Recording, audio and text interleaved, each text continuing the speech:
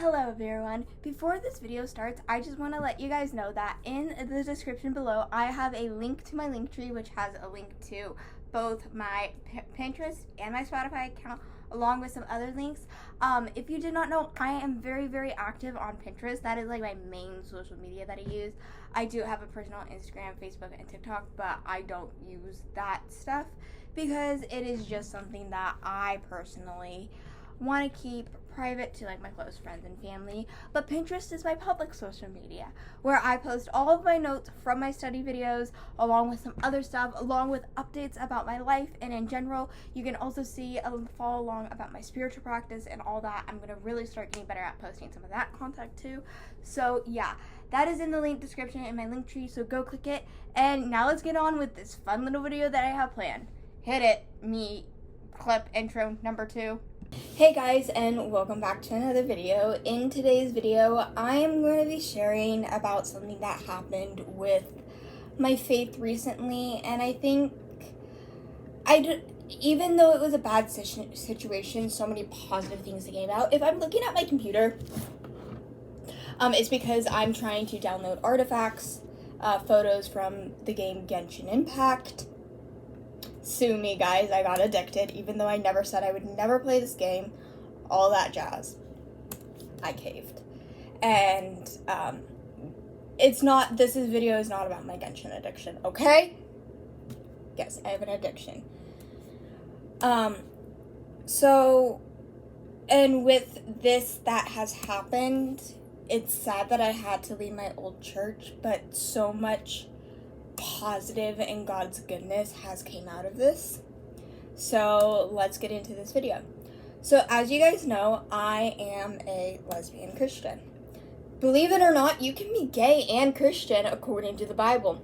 The Bible does not say anything about homosexuality being wrong. So before anybody comes down my throat saying, well, you're sinning, nice try. You can't say anything that I don't know. I've studied this topic since I became a Christian. I became a Christian about 3 years ago in 2021, after I attempted suicide and God saved my life. I will be posting a full testimonial video. It's in the works. I have to rewrite my whole testimony because there is so much. When you have a testimony, like, as a Christian, you always have to keep adding. And so many life events has happened since I wrote my original one. So, yeah, I need to redo it. And why I haven't done it, it's because I've been just busy, and there's a lot of traumatic stuff too within it. So I haven't been doing that, so I haven't wanted to write it, and I've been putting it off. But, you know, I can't keep doing that. So I'm working on it and all that. So this year I went to a Pride festival, my very first one. I've been gay since I was 13. I knew I've liked girls since I was 13. I also thought I liked guys. I dated a couple of guys. Most of them only lasted a week. My longest one lasted almost a year. But then I broke up with him because I was scared. I'm scared of hurting people. I'm scared of losing people that I love. I don't ever want my health to become a thing that people leave me for, and that has always been a fear of mine, and it will always be a fear of mine. So I broke up with him, and then about 1 week before Valentine's of 2024, I started dating my current girlfriend. We started dating February 6, 2024. And when I broke up with my boyfriend, my relationship with God got better. And then when I started dating my girl, my relationship with God has continued to grow, and I've been feeling his presence. I've been more into his words. I've been studying very big theological topics. Like I have gotten so good with my relationship with God, and it's been a blessing. And I say this, and I know this is a fact. She is a gift from God, and nobody will be ever to change that. So that's just what I want to say.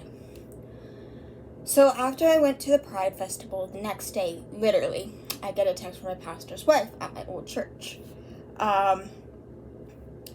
And basically she's like, hey, I want to go out to coffee, check in on you, see how you're doing. Hence, I was going through a lot with my mental health, like a whole lot. And I don't think a lot of people know that when you're dealing with mental health and along with physical health, your physical health does take a toll on your mental health and vice versa too. So at this time, I was struggling. And when I say it, I really was. And I was trying to play it down, saying I'm completely fine, crying myself to sleep. So she didn't know this yet. But I told her before we met and stuff, and she's like, glad we're gonna be going out. So we went out, we talked about everything. Just she was checking in on everything with my health because I've been going through so much. I'm getting referred to a geneticist and everything too. Along with this, she brought up, so I saw you went to a Pride Festival and I see you have a girlfriend. I immediately knew what she was going to be talking about.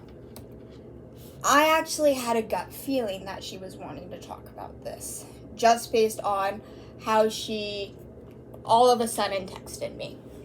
So we were talking, and she just said, I'm not here to judge you, which that was a very nice approach, but I knew you were judging me, so. But she just said, why do you feel this way?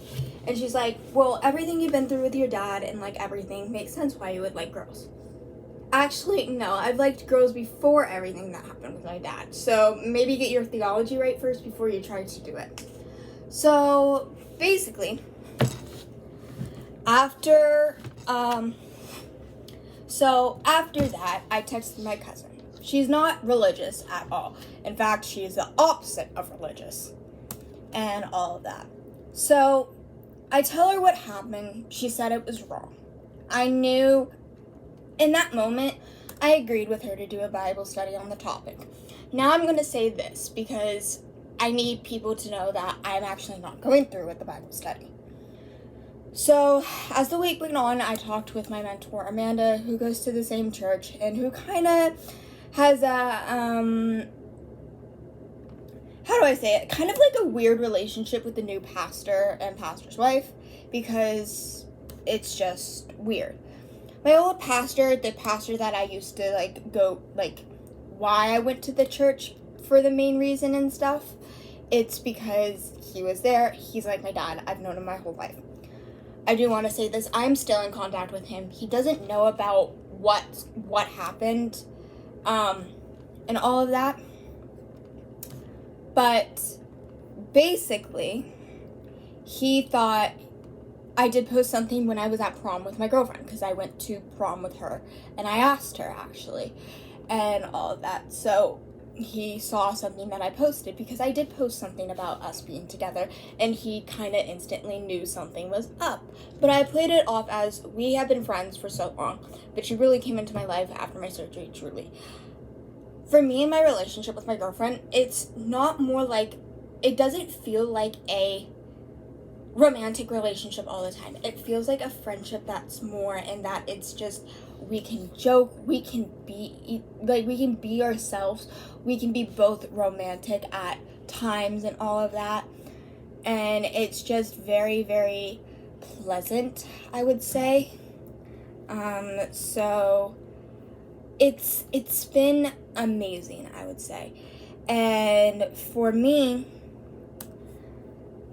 when I was with my ex, I started to develop really, really strong feelings for her.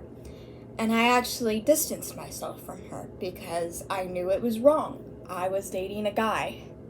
I was in a relationship that I thought that was real love. Turns out it wasn't really love, and it was just something that I thought was. And it was good at the time. I was happy that I wasn't in a relationship.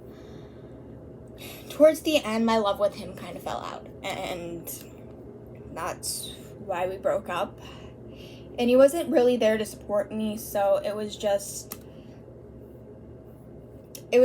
not a good thing and good time for me. I was going through 2 hip surgeries. I was changing counselors. I needed people, and my friends were there more than my actual boyfriend at the time. So I'm like, you know what? I need somebody who will support me, and he wasn't gonna do it. So I'm like, you know what? Let's just call it quits. Let's just be friends. Let's just move on. So, whatever. Next, then we started to talk more because of my surgery, and she was keeping me up to date with school since I wasn't at school basically the last semester of my senior year. I had to stop the clip, because I can't do more than 10-minute clips. After that incident, after we started talking, we sent each other a video of basically like saying like, oh, do we have a crush on each other? After that, we both basically said like, we've liked each other since we first met, let's start dating. So that's the backstory of like what was going on. When I met, after what really truly happened with my pastor's wife, I talked to Amanda, and basically Amanda said that was wrong and inappropriate. Like, she should have never done that and all of that. So between Amanda, myself, my research, me talking with people, and like all of it, I decided that I was going to go to the church service one last time to see how would I feel? Would I feel like an outsider? Would I feel like I'm like not a part of the family? So yeah, it's just basically was a weird dynamic for sure. And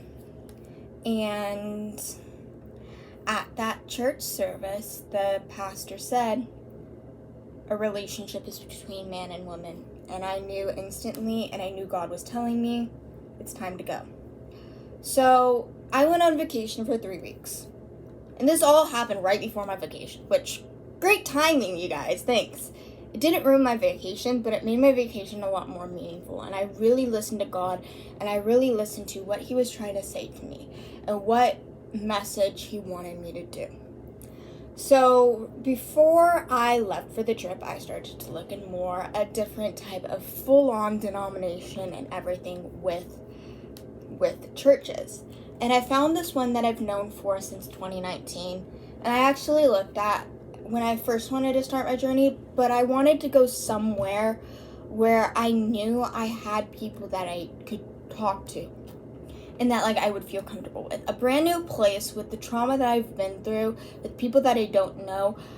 I wasn't ready for that. I wasn't ready to go and start a journey on faith, which has been kind of rocky, not even just because I'm gay, because I'm disabled. And I just didn't know how to do it. And when it got to that point, when I realized that, you know what, let me like go on vacation, let me listen to this church online and all that.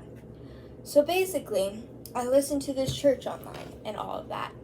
And after everything that was said at the service, like the sermons that I've listened to, I'm like, this is just what I needed. And like, I felt like the pastor was speaking everything my soul has been aching to hear for the past year. Because about a year, between this summer and last summer, I haven't really been to church as much as I used to and stuff because of my health. I've had so many mornings on Sundays where I was just so sick to my stomach I could not due to my PMDD, which I didn't know until September of last year. So when I found that out, I told my pastor, the old pastor, and he's like, just take your time, take care of yourself. But basically, with all of that and just everything that happened, I left. I went to this new church this past weekend. I went there on July 21st.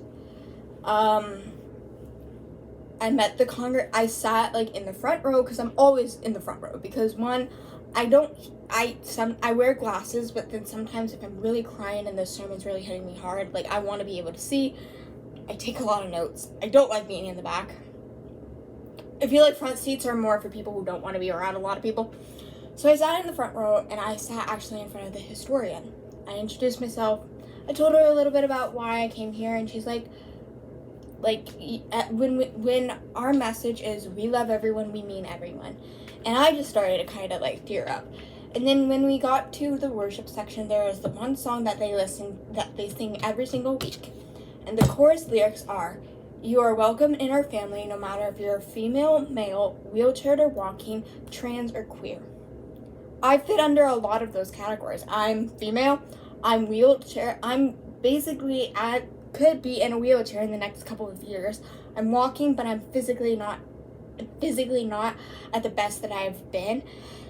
And I'm queer. I'm gay. And I accept it. And people are like, why do you make gay your whole personality? That's because that's me. That's who I am. And I'm not going to suffer about being queer and stuff and all that. And I have friends who are trans.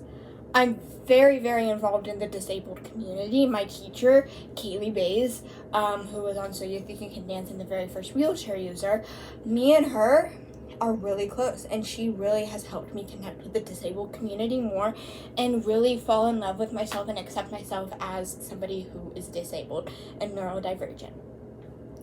So basically, after that service, I got in contact with the pastor. I met with her yesterday on July 23rd. I don't know when this video is going to be going up, but hopefully soon. But basically, after that, I knew I found my new church. Also, along with it, the only person that really knows about truly in detail, and I kind of want to talk to fully in detail, yes, I am going to talk to Amanda because I dance with her and she's my mentor and all that. But right now, the worship pastor, who is also leaving the church, knows a bit about it. And I don't want to lose that relationship with him. I haven't even told my pastor. And, I think, when I talk to my pastor again, I'll just be like, yeah, I left the church. I can't agree with them anymore. This person did this. No. And I've been feeling called to by God. Just over this time, I really especially on vacation, I really found myself again. I'm finding myself, I'm getting my confidence back. I've been wearing shorts every day of the summer. Besides today, I'm in leggings because I don't have anywhere to go. If I'm going somewhere or have plans, I'm always in shorts in the summer because it's hot. And with everything that has been going on, I've just really found myself. I found my happiness again. I'm overall happy, even though my depression and mental health is struggling because of my physical health, which I don't even want to get started because I thought I was getting better after my hip surgery, but honestly, it's not getting better. I'm having knee problems. I have to get an MRI, and I have to probably have a knee surgery, but I don't want to think that far yet until we figure out what's going on with my MRI. And there's other videos that I will talk about my health stuff and all that. But basically, how do I put this? But basically, my old church was Assemblies of God, the denomination. They're very not welcoming to queer, trans people. And here's a couple of things that I need in a church for my own spiritual well-being. Accepting that I'm disabled, physically and mentally, and accepting of doctors and accepting of medications. My old church was fantastic with that. And even my pastor, my old pastor, and the new pastor's wife came to visit me and said, trust God, trust your doctors, and all that. But they didn't realize the one thing that they lacked, and I knew that going in, was them being accepting of gay people. My aunt's church, who I'm close to, she lives all the way in Florida, is a Baptist church. I love Baptist preaching. Don't get me wrong, I get so much out of his sermons and stuff, but I know for a fact I would not be accepted for who I love, let alone my disability. Before I say this, that all Baptist churches are like this, Not all of them. I don't know the dynamics of that church really well. I've never been in person to a service. I've just watched online and I've just listened to it. I've never really just fully like done it. I could always ask my aunt, be like, so like what is it like with like disabled people and stuff? Because I know some Baptist churches are like basically saying like, if you're disabled, you have Satan and you're being punished by God. I'm pretty sure I know my aunt is not like that, and I don't think her church is like that. I don't know for a fact, but it's whatever. Add a 10-minute clip again, so I can't go over 10 minutes, unfortunately. Or I can't send it to my MacBook to edit, but I digress anyways. So, this new church meets all of the qualifications. Accepting of people with disabilities, physically, mentally, accepting of doctors, accepting of medication. I'm on 13 medications a day along with a treatment. Along with supporting me and being gay. And I have now switched to the denomination of United Methodists. Methodists had a split, and then there's Methodists and United Methodists. United Methodist is all about like pro-health, like pro-mental health, pro-health, social justice, all the things that I advocate for and I'm a voice for. I'm a huge advocate for mental health. I wanted to be a counselor. I know a lot about counseling and stuff, but I don't really have a lot of like, I would never just go and be like an actual like thing, but like to my friends and my aunt and my family, like of course I will give them like advice and stuff, and I'm there to encourage them. So that's basically it.